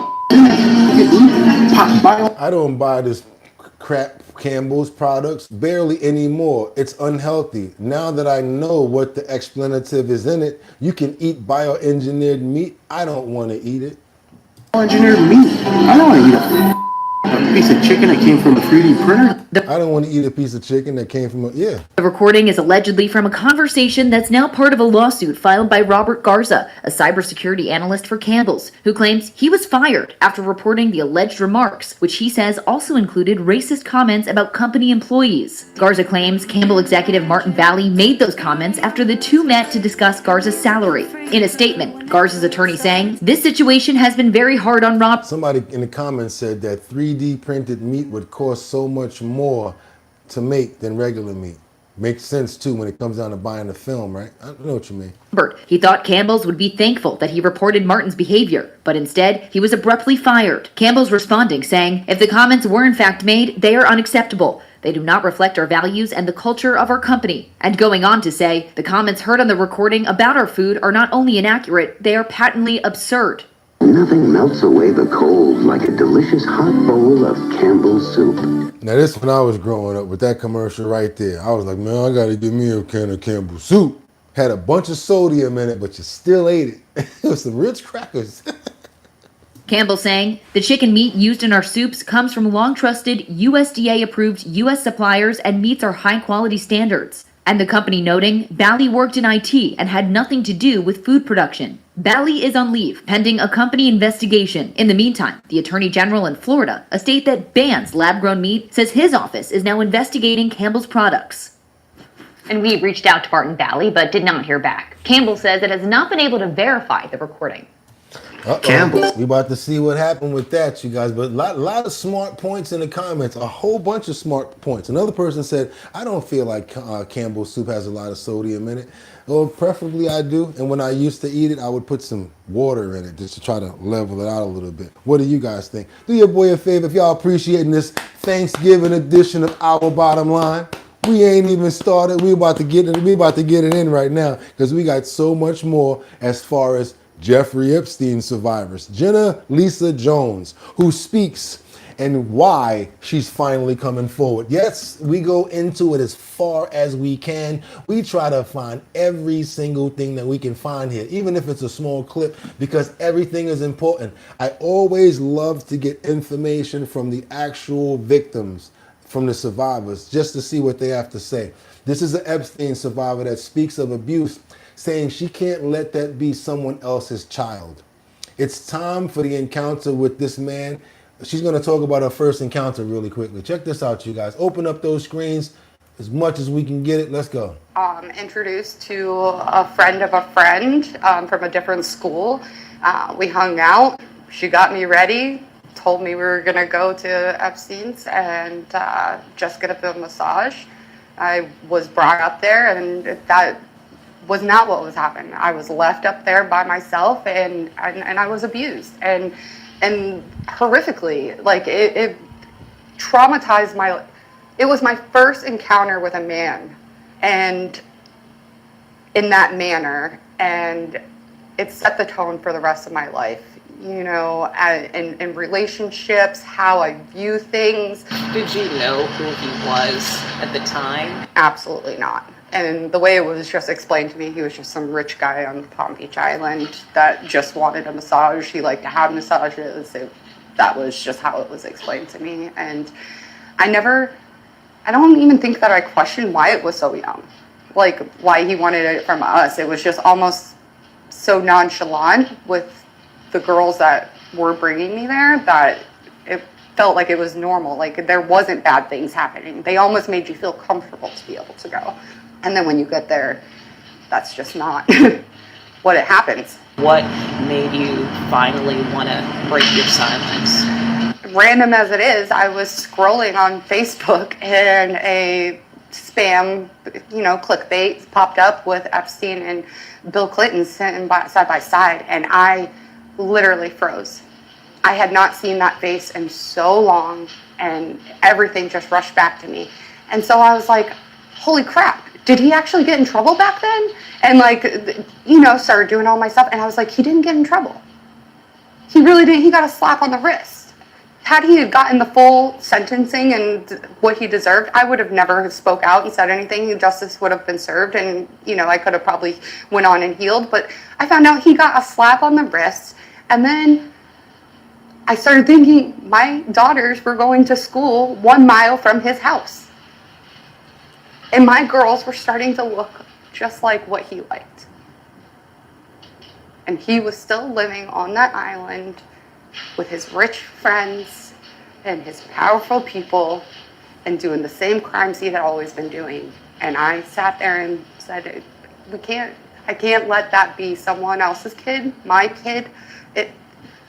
It's not okay. It's not okay. And it truly, it made me, having children really makes you, and opens your eyes and makes you realize like how important this is. Like, if we don't stand up to these people, who is? And they'll continue to do it. I think there's more people, y'all. I think there's more people that he's associated with, that's out there, that's powerful, that they really need to get into. I think there's much more people. I just really think that way myself. It's not just Jeffrey Epstein. There were the people that he was entertaining, getting those videos from, and using it to blackmail them with. That's what he was doing. He was blackmailing powerful people. Keep on moving forward over to Washington, where James Comer signs, the Ghislaine Maxwell interview in Epstein investigation. She really may not do this, do the interview. When it comes down to our lead story here, will Ghislaine Maxwell plead the fifth if she's called before Congress? I don't think that she's going to speak if she's actually brought before Congress. Let's keep on moving forward, you guys. And create the illusion or the appearance of. Is this distraction or is this merit? I can't say because I don't have the facts, but it certainly seems like Comer and his part of the committee are trying to create the illusion or the appearance of progress without actually making any progress here. With the Clinton issue specifically, what this reminds me of a little bit is the fight over Peter Navarro's testimony from a few years ago. He refused to testify. Ultimately, there was a prosecution. Ultimately, he went to prison. I don't think the Clintons are ever going to put themselves in that sort of position, but it seems like Comer and them would love to tee up that sort of fight. Meanwhile, on the other hand, you have the Democratic members of Congress that are trying to get the information from the Department of Justice, right? And I think that's going to be a really interesting legal fight too, because, this administration, just like Comer, seems to want to create the appearance of progress without actually creating progress. And what I'm interested to see is what sort of legal arguments are they going to put forward so that they don't actually have to disclose anything pursuant to those House subpoenas? What do they think they're going to get from the Clintons? Like, completely unclear. A talking point, a soundbite. The problem that we've got is, or the problem that they have, I should say, is that Comer has not proven himself to be a particularly smart or competent investigator here. He's struggled for the entirety of his time running this thing. So, just on the basic logistics of running an investigation, I think even if they get the Clintons in front of them, It's unclear that they've got the underlying information to produce anything damning or even embarrassing. They need to ask those questions that everybody in the comments want to ask. Let these people in this comments right here ask the questions for the Clintons. What would you ask the Clintons if you had the chance to present the questions to James Comey for him to question them? What would you guys ask? I want to know. I'm going to read some of those questions right there in the comments if you guys put them in there. I want to know what you would ask Bill Clinton.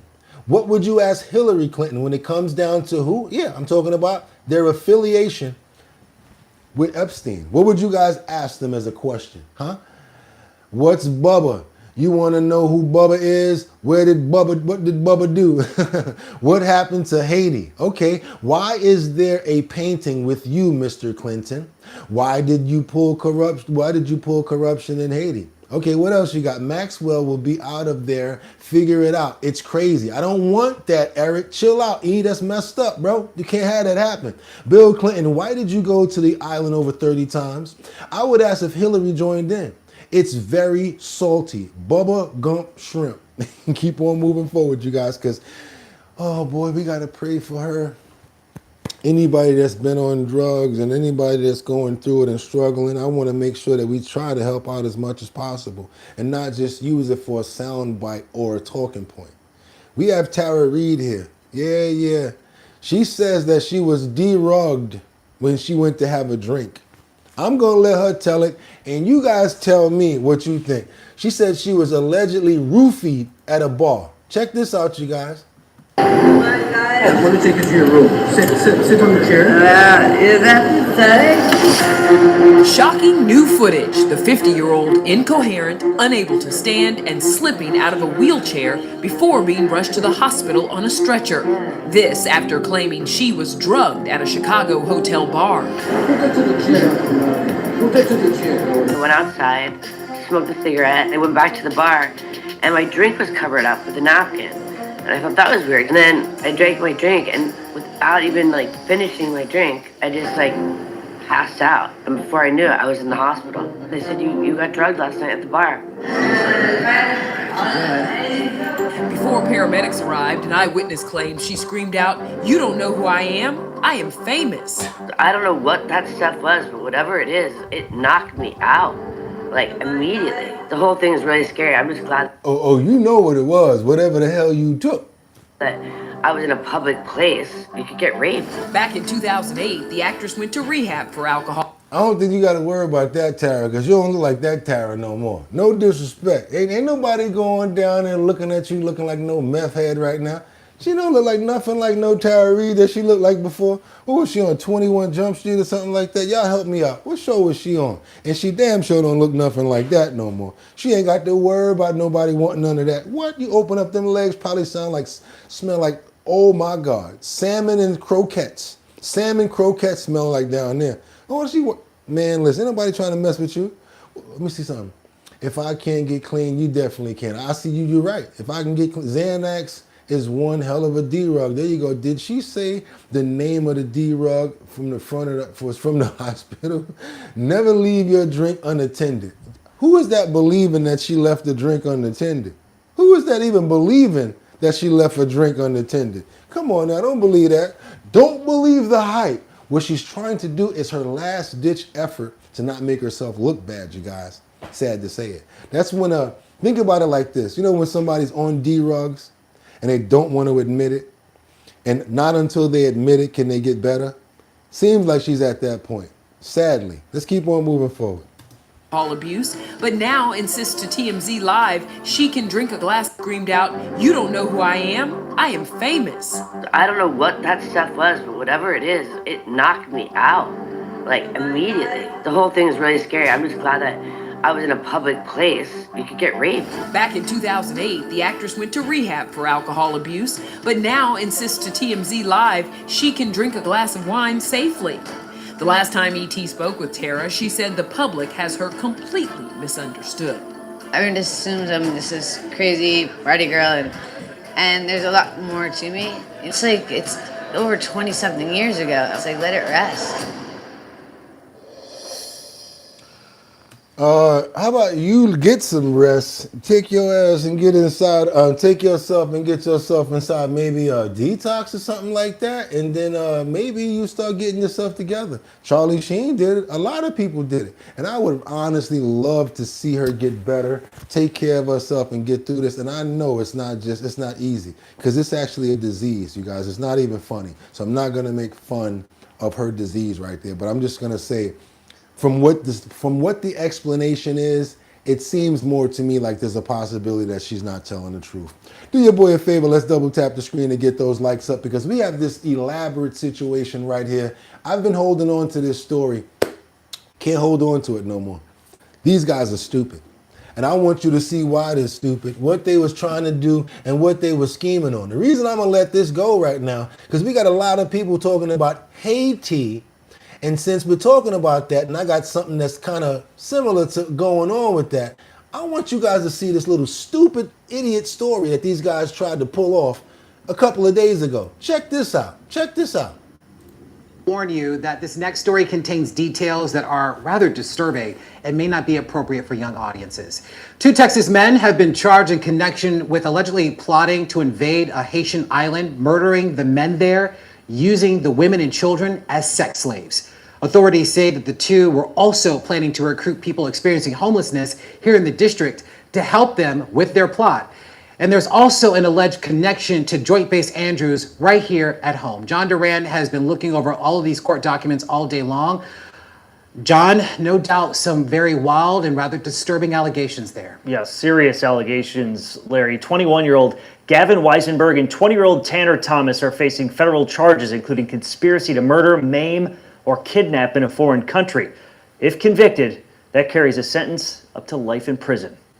The U.S. Attorney's Office out of Texas's Eastern District says over the course of about a year, Tanner Thomas and Gavin Weisenberg plan to invade Gonave Island, a territory of the Republic of Haiti. Court documents filed Thursday show Thomas and Weisenberg allegedly plan to take the island by force, murder all the men on the island, which has a population of about 87,000 people, and carry out their rape fantasies by turning the remaining women and children into sex slaves.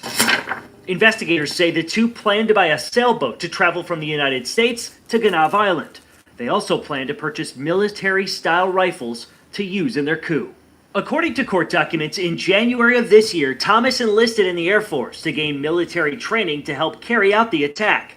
Officials say in February 2025, while in basic training, Thomas had himself reassigned from Ramstein Air Base in Germany to Joint Base Andrews here in Prince George's County. Court documents say he did this to be closer to D.C., so he could allegedly recruit people experiencing homelessness to be part of their plot. In August 2024, Weisenberg allegedly enrolled in the North Texas Fire Academy to get trained in command and control protocols. Court documents show Weisenberg failed out of the academy in February 2025. So he basically was trying to get trained by the government to take out stupid stuff like this. Can you guys believe this nonsense and the stupidity of the volume of the idiocy that they were trying to do? Afterwards, Weisenberg allegedly traveled to Thailand to enroll in sailing school, but didn't follow through with it because the training was too expensive. Investigators say the two suspects also studied Haitian Creole to help facilitate their armed coup plot. On top of those allegations, federal prosecutors allege at some point during their plan to overthrow Gonave Island, Thomas and Weisenberg also coerced a minor to be in a child pornography that they filmed. They face 15 to 30 years in prison if convicted of that offense, Larry. All right, of course, we will wait. Oh, yeah, I told you. I've been holding on to that for a little while because it's like, when do you show nonsense? Like, how do you explain that? Like, are y'all serious? They thought that they was going to go to the island and take it over, overthrow it, rape and pillage, pillage and rape. Y'all, they crazy. I don't know what they was thinking about, but I'm glad that they got caught out there. Had the nerve talking about they was going to go recruit people that was homeless. What you think them homeless people are going to do when you step to them talking about some shit like that? Even though they're homeless don't mean they're stupid. They're gonna be, are you stupid? You really want me to do something like that? Matter of fact, give me the money to get, I'll take the money. And you ain't gonna never see them again. Do me a favor, y'all, to get stupid stories out like this, as well as smart stories out as well. On Thanksgiving, the day of, Do your boy a favor, double tap that screen, and let's go ahead and get those likes up because whoa. You got to get on over to Texas right now with this lady. I know she's happy to have these type of sheriffs on her side because if it wasn't for them, this Alker would still be on her back. Do me a favor, y'all. Let's go ahead and get this double taps up. We got to protect our women and we got to show certain things like this because there's a lot of people out here that have women in fear. Women don't want to do certain things because they may feel intimidated. Anybody going through a story like this, I feel for you right now. But guess what? There's somebody out there that can help you. I want you to get your strength up from stories like this. Check this out. A woman has a growing social media following and she was an influencer. That's until a stranger derailed her entire life and career. And that stranger just received the longest sentence ever in Texas for stalking. Our JD Miles with the story you'll only see on CBS News Texas. When these gifts arrived at the front door of her family's home on June 1st, 2021, Peyton Mabry had no idea what it would be the start of. He had hand-delivered a gift in the middle of the night, and yeah, totally changed my world forever. Mabry had just graduated from TCU, where she continued her lifelong passion for cheerleading. So I cheered from the age of 4 to 18 years old. I was a gym rat. I loved it. Won nationals 3 times, won worlds once. After college, Mabry found success on social media as a marketing promoter for businesses. Influencing at the time was still very new, and I had been doing it before that. I did high-end luxury automobiles. I did international businesses and brands. That may or may not be how Robert Bevers first noticed Mabry. It's never been clear, but it is clear once he tried to get Mabry to notice him, it continued for 3 years. It did, unfortunately, and with a vengeance. There were more secretly delivered gifts and appearances on the security cameras that Mabry's family set up around their home. That's scary. Valentine's Day, hand-delivered some flowers in the middle of the night, left them on the bench in my front yard. Pacing, lurking, driving by the house. No doubt in my mind, it was hundreds of times. Now, back in the day, they would call this courting or somebody in love with you or whatever like that. Nowadays, it's called stills knocking. I can't say the word. I don't want to get in no trouble. But man, if she would have had a brother or a father that would have rolled on him, I guarantee you he would have stopped much earlier. Telling you, just roll on him. Yo, what's the problem? Woo whap, woo whap, woo whap, woo whap. Nice 2-piece with a biscuit. He wouldn't have rolled around no more. Straight up and down. When he's knocking on the door like he know her, like he lived there. At 1 o'clock in the morning with flowers on Valentine's Day. Bevers knocked on the front door. That led to police intervention and a protective order. I was terrified. I was absolutely terrified. Absolutely. He I was need doing hands everything I and could to feet protect put on him. myself and my family. Bevers appealed the protective order, Exactly. and to the shock of Mabry, it was overturned.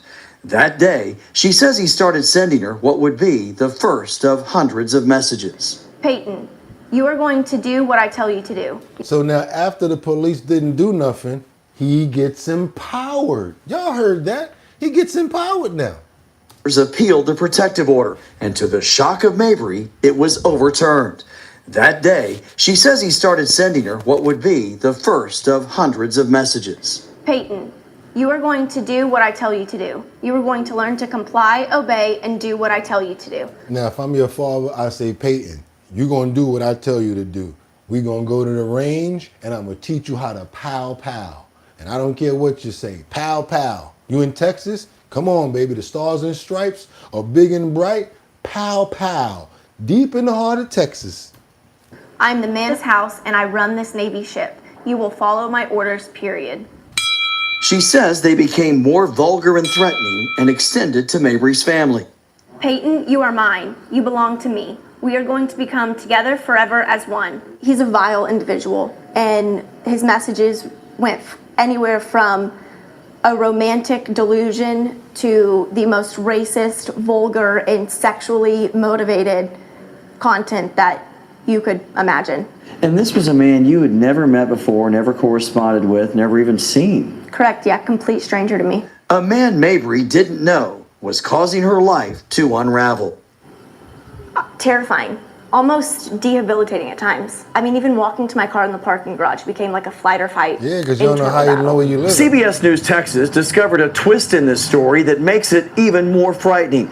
It turns out Mabry stalker Robert Bevers is the son of Lanny Bevers, a man currently serving a life sentence in a Texas prison for stalking and repeatedly sexually assaulting a woman.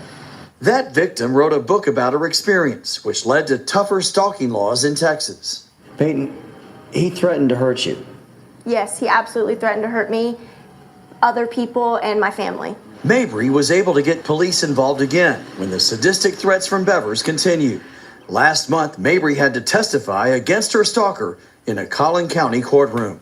I was prepared. Like I said, I was ready.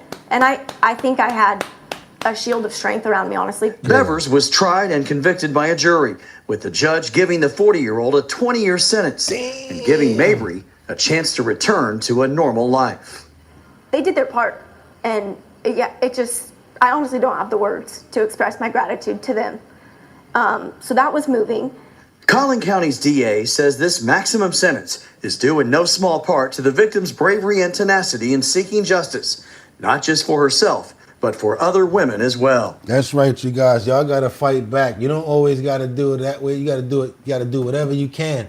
Keep on fighting. Don't let nobody try to play y'all like that. Come on now. Y'all got to keep it up. I love stories like that because she basically fought back. Even though it was hard for her and she felt like it was going to be a bad situation for them, she didn't give up. And it was bad. It was bad. I want you guys to see this right here. I want you to see this story right here. It's another, what's his name?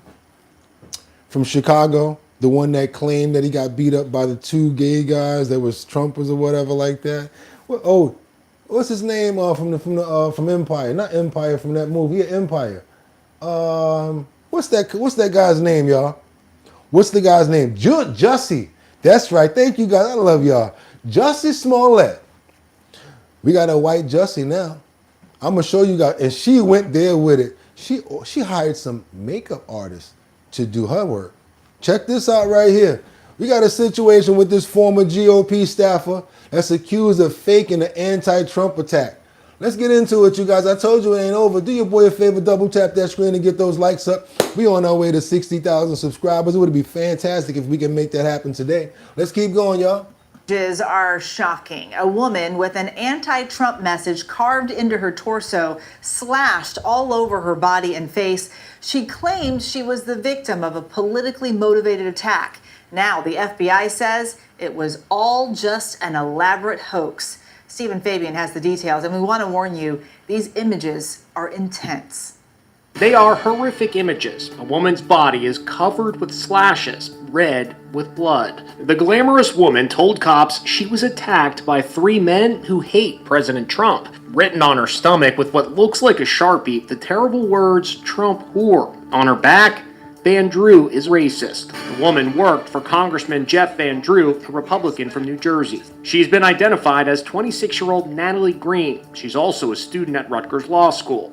Authorities say they received a 911 call from Green and another woman saying she'd been attacked here at the Egg Harbor Nature Reserve in New Jersey. Now, Green told the 911 operator that three men approached them around 10 p.m., carved the slashes into her body with a scalpel, and then left her restrained with zip ties. This is an image from body cam footage after officers arrived on the scene. Green's arms are tied behind her back, and her feet also zip-tied. Now, a shocking twist. Police say it was all a hoax. Her story began to unravel after questioning by the FBI. Authorities say Green paid a body artist $500 to cut her body with a scalpel. Court papers say she drew this image and told him exactly what she wanted him to do. Now, she's charged with making false statements to federal law enforcement. The Congressman Natalie Green worked for sent us a message saying he hopes she's getting the help she needs. No, how the hell has she been working for you that long? And what the hell would make her want to do something so stupid? Y'all got to help me with this. Why? Yes, exactly. Why? What? Jessica Smollett. Yes, I'm over here with y'all right now. I don't know why. I'm asking y'all. Why? Either way, she either told the truth or the government's lying. Okay. I can't for her. I can't. Yeah, so dumb. She is a weirdo. Demons, she's fly crazy in the fucking...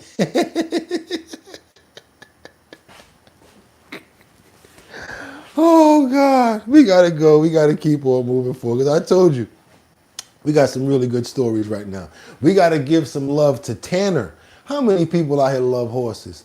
When I was a kid, my uncle, he used to take me every birthday, St. Patrick's Day, to, what's that?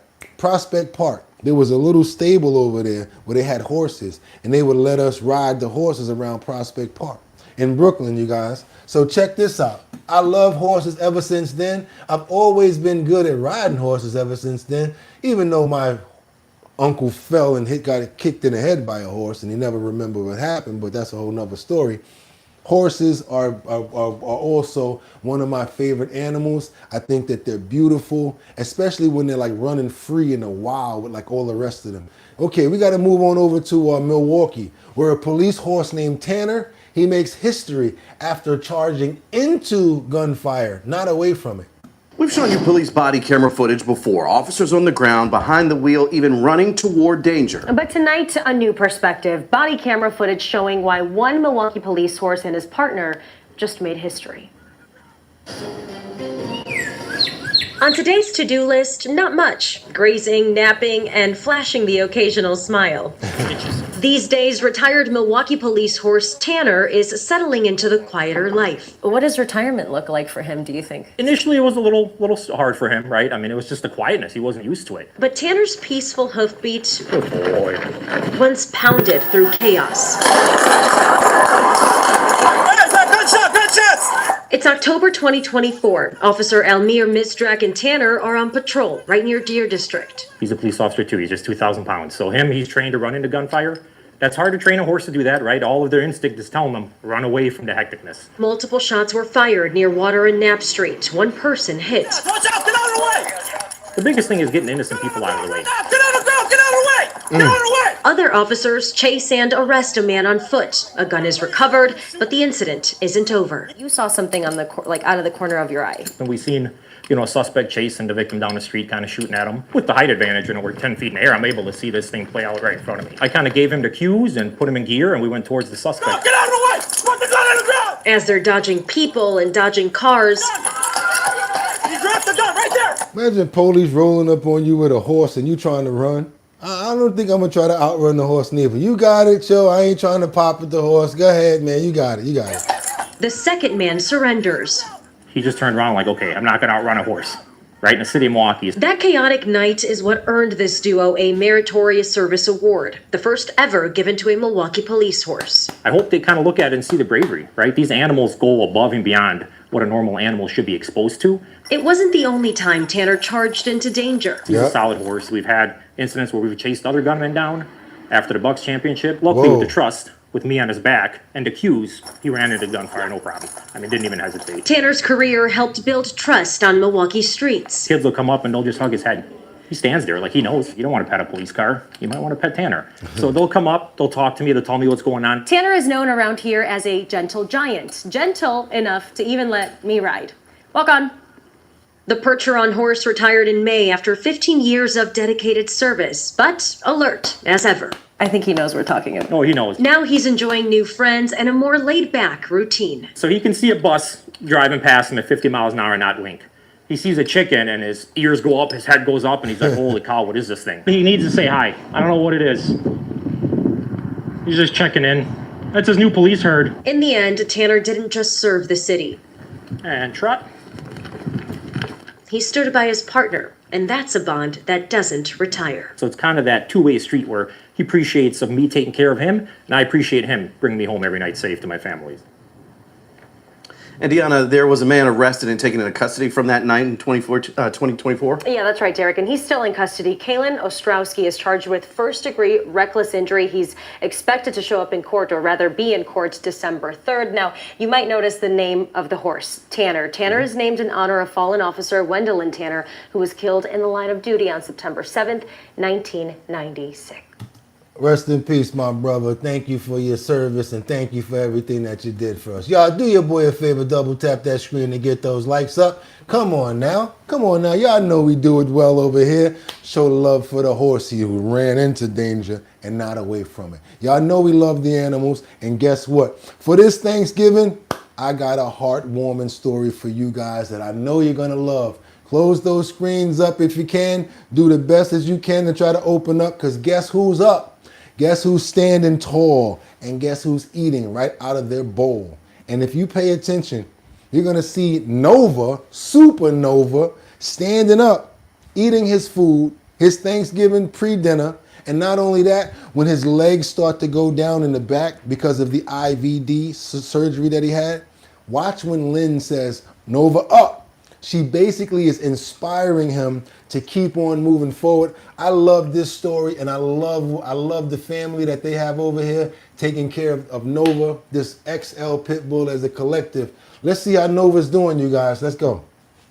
So what she's doing now, Lynn is making Nova stand up as he eats his food. She's no longer letting him sit down. She's trying to train his muscle responses back. Get up there.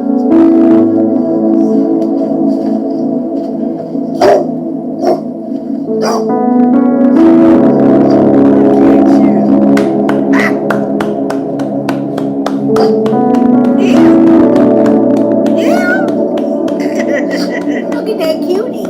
Look at the cutie. Look at the cutie pie. Look at the cutie pie. Side with Lion King. You're very good. He's standing up, y'all. Stand up. Stand up. Come on, get back up. Good job. Good job. Get back up. Swing that booty back round. Come on. Stand up. Get up, Nova. Then swing on back round to the other side. Nova, swing. No, don't sit. No, up, up, up, up, up, up, up, up. Come on, up, up. Good job. Good job. Good job. Stay up. Stay up. Good job. Stay up. Come on, finish it. Finish it. Stay up. Stay up. Good job. Good job. I see that, right? Yeah, look at this. He pulls us up all the way up. All the way up. Look at that. And he was proud of himself, so he started barking like, Mom, look at me. Mommy, look at me. Look at me, Mom. I'm getting stronger. Y'all seen that right there, right? What y'all got? I wish you would put the stories on our screen instead of making it look like, I know we're going to fix it. We're going to get it done. I know we're going to do that. And we're going to do it through StreamYard because we already paid for it. There's no more excuses. Even if I got to move to the green screen in the other room, we're going to get it done. And we're going to start doing a spotlight at 6 o'clock too for people that can't come see the show at 6 o'clock. We're going to do a smaller show at 6 o'clock p.m. New York time. That's East Coast.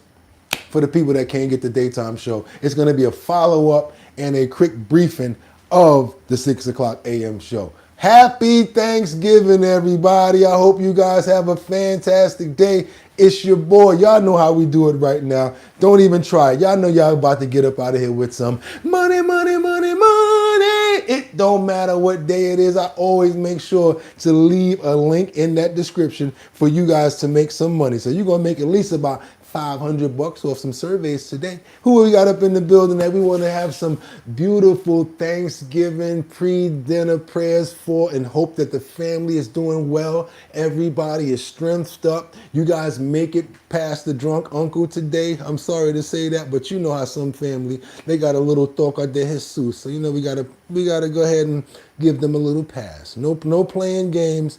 Y'all know what I'm talking about. We gonna pray for who now? We got Rebecca Lanyan Bueno. Natasha's in here.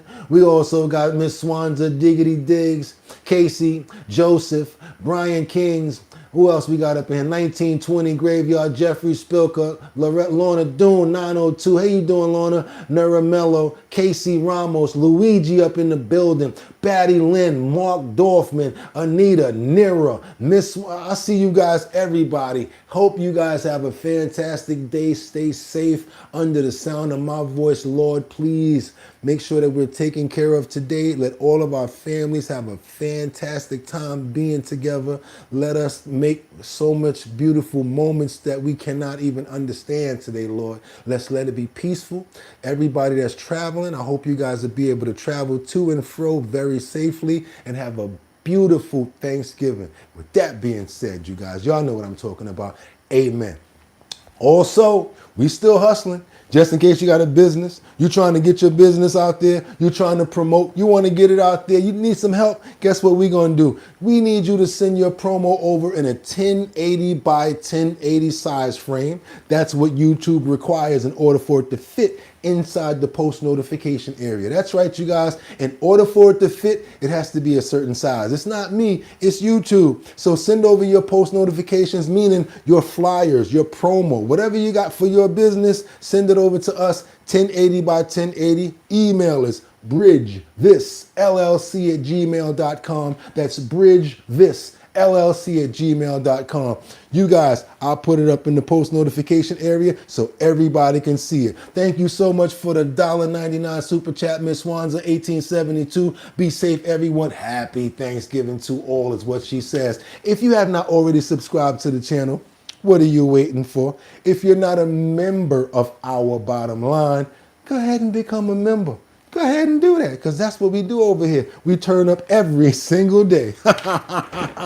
And yes, coming up for Brooklyn's in the house, we're doing the Show Your Talent Search. That's the talent show for Manhattan, Bronx, Brooklyn, Queens, and Staten Island, where we go around to all 5 boroughs. We find the best talented person, and that person wins $250. Boom! In Manhattan, Bronx, Brooklyn, Queens, Staten Island. After we find everybody from every borough, one person per borough or group per borough, we bring them all together where they could win a possible $1,000 in Manhattan for the last roundup, you guys. I'm your boy Bugatti NYC, who's hosting it along with my DJ. That's right, DJ Don Dada, formerly of Black Ink Crew. Y'all know who I'm talking about, right? So yes, come up. Pull up. You guys will be a part of the Show Your Talent Search. Everyone can be involved. I don't care who it is. If you can do any sort of talent, I want to see it. Pull up on the location. See if you can make $250. Want to be a part of the talent show?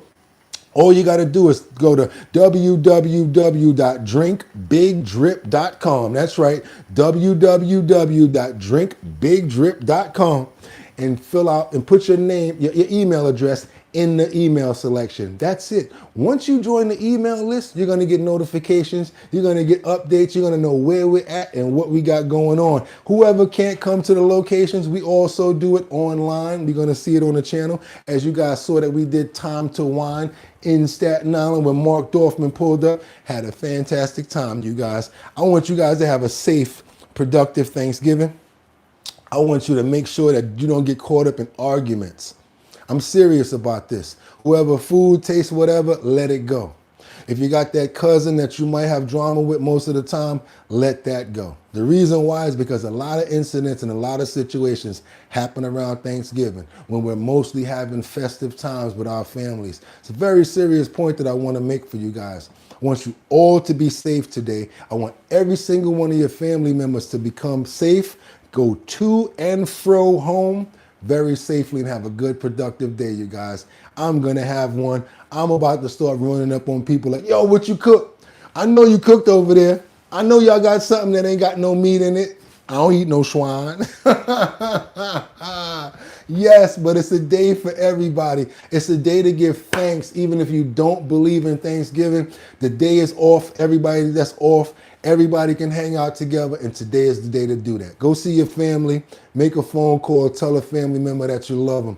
Give thanks, and also give thanks to the man up above, because without him, we will not be able to do anything that we're doing now. Remember, problems present opportunities, Lord, and as long as you make me be able to wake up and keep on banging at these problems, I'm not even going to complain about them because it could be worse.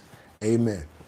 And with that being said, y'all know what tomorrow is. Doom, doom, just got paid. Doom, doom, Friday morning. And we going to be here 6 o'clock in the morning for the next show. And with that being said, y'all could have went anywhere. But the fact of the matter that y'all came here to chill with me on Thanksgiving, I appreciate you guys. Have a good Thanksgiving. God bless every single person in the chat. Get 'em! Peace.